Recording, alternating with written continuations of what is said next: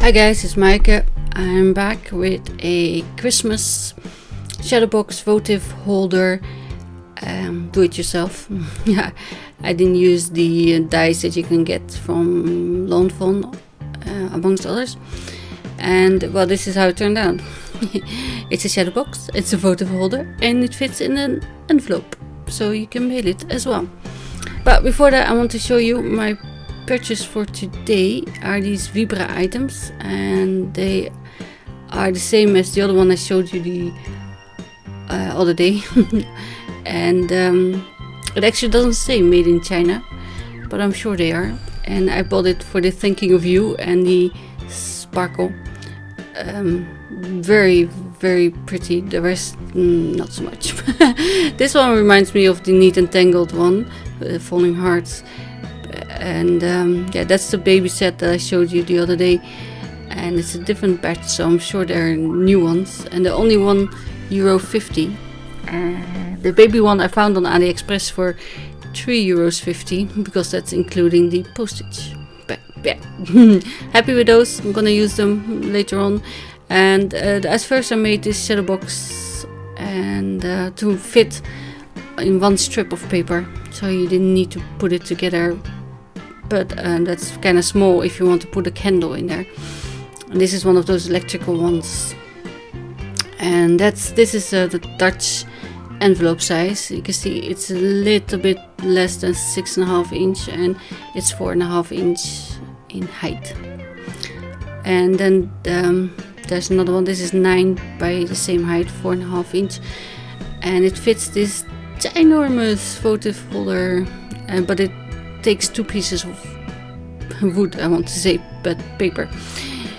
I'm going to show you how to do it. It's mine is 4x4, and if you use a piece of paper that is 8.5 by 11, I would make it 3.5 inches high, so you can get 3 strips out of one piece of paper. But I'm using 12 by 12, so I made it 4. And yeah, I use these 12 by 12 paper, and this Dutch paper is 11.5 by 8.5, so you can get more out of it. But yeah, as I say, adapt it to 3.5. The height is not important really. And they also have these blocks that are kind of 8.25, which is also alright actually, but all the patterns seem to be the wrong way. So yeah, there's a few stripes, and that could work, but then in the end I went for the 12 by 12 because you can get 3 strips out, so that's 1.5 votives. And the designs, the prints are kind of big on this, so I was just measuring 4 inches what would fit best. And I like these reindeer Christmas tree snowflake thingies. I mean, yeah, it's Christmas, right? So I'm cutting them all off at 4 inches. And my blade, I think, is a bit blunt because yeah, or the paper, it's also thick. This is a nice sturdy card actually, and I'm looking if it fits, and it needs to cut off a little bit more, and that didn't cut really nicely, so I'm changing to the rotary cutter. I might have trimmed off too much now, because when I line them up later, and yeah. Anyway, I'm doing 4.5, but if you have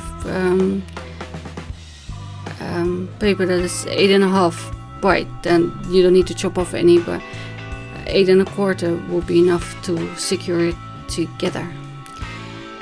But then it saves you a cut. That's all actually why I'm doing it. So I'm scoring at 4 at 8. So that's all, 4 and 8 on both pieces. And the 8 will leave you a little lip that will kind of fold and score, reinforce, then burnish. There's so many words for the same thing, isn't it? And I'm also notching it a little bit because I do that with my boxes as well, and I think it just looks nicer. But and I cut a rectangle out of this, but because it's a square, you can cut out any shape. So I pulled out all my dies, and I think round would be nice as well, and a star or a heart for Valentine's Day, that might be really nice. And I thought, I'm going for round, and then I changed my mind because I also found the Sizzix dies, and I thought that would also be nice if the light would shine through the twinkle word. I mean, you can stamp on it as well, of course, but yeah. That's what happens when you rummage through your dies and stuff.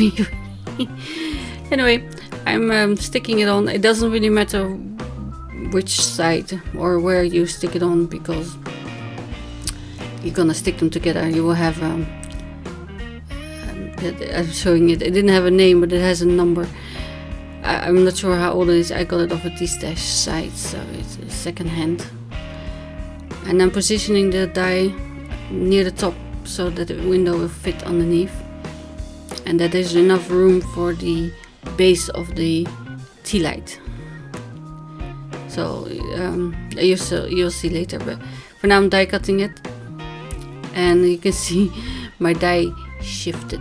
That post-it tape isn't very sticky, and I'm only doing it 3 times back and forth just because of the twinkle. That's quite intricate. I'm not sure if it needed that, but better be safe than sorry. See, and the square, that kind of looks like an old-fashioned TV screen, doesn't it? So cool. And I found this die cut as well.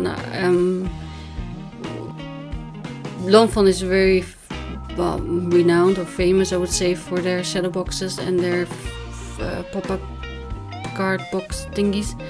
But yeah, this is 4.5 inches, and then you score at 4 1/4 and at 1/4. I had to look at it because that one is printed. But let's say, and what they usually do, they use these strips that are included in the die set, and then they stick stuff on top, which you could do with all sorts of dies as well. Instead of sticking stuff up, I just make it out of one piece. And I pulled out, well, all my border thingies, and they happen to be all from Craft Emotions, but you know, they're similar across the industries, or industry, actually there's only one, Craft Industry. All the other brands, you know, just use what you have. These also happen to be all 4 inches wide, which I didn't plan on, but it just happened to be like that. And I used black cardstock because I thought this light behind it would make it more night scene, atmospheric-y. And I'm sticking this on both sides so I can cut out the height that I want when I decide how high I want it. You know, I want them different heights, and this one with the big trees is very cool, but it didn't really make any sense with that smaller village. So I cut out the small trees as well, and then I'm just trimming off the bits that didn't, well, they don't cut big, the paper is wider, but you know, you just trim it loose and then it comes off. And you see here, those trees will be really ginormous. You could maybe fit them in the front, and then but yeah, I thought 2 was enough, but I could have fitted the 3rd one in as well. You know, it's the first time I make one, so it was I really wanted the tea light to fit, you know. So, and yeah, I scored it at a 1/4 inch and at 4 inches, so there's a little flap. And these flaps that are wider, you'll get wider tape, and the other one gets red stick tape that's narrower. That makes sense. It's so stupid. You can see what I'm doing, and you know, you probably made more of these boxes than I ever did or will make. I might kind of use this as my Christmas card actually. I like it that it has a dual purpose. So I'm pricking out all the little windows. I did that off screen because that was tedious. And then I'm burnishing the fold lines as well. Now I'm sticking the box together first. And well, the pattern doesn't really line up, but that's how I cut it, isn't it? So I don't mind. I chose the prettiest one to go in the front. I'm not sticking down the other one for yet. See, it fits in the envelope. And by the way, this is taking account 12 by 12 inch and 8.5 by 11 paper, but I'm not sure about your envelopes, so you might have to make one with your envelope punch board.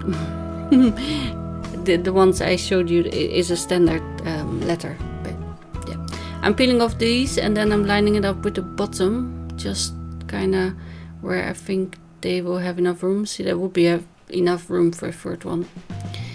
And then to stick it down on the other side, I just fold the box flat.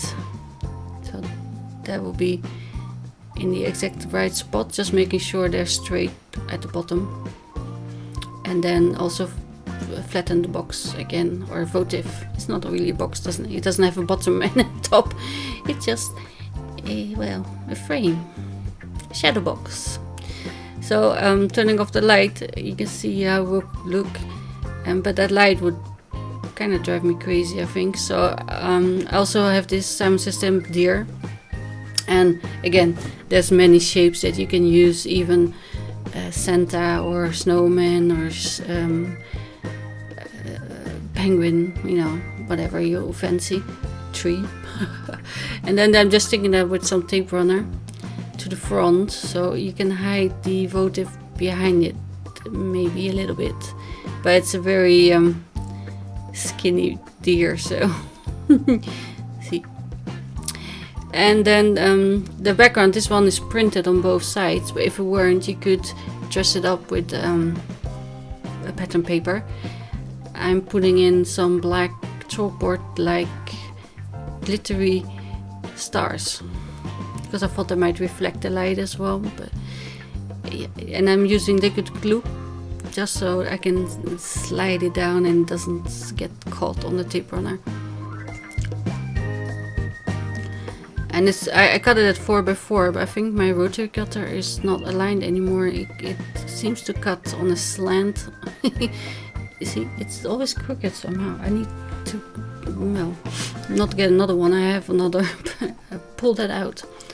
So you could do them in white, but I like the atmospheric feeling of the black. And although you can't see all the layers really well in these pictures, you can see when I use the flash here. You can see, the deer is, by the way, is a different cardstock.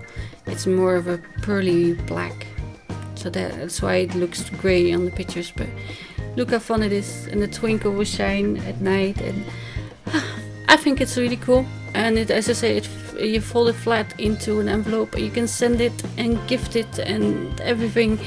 So thank you for watching, and I will see you again soon. Bye.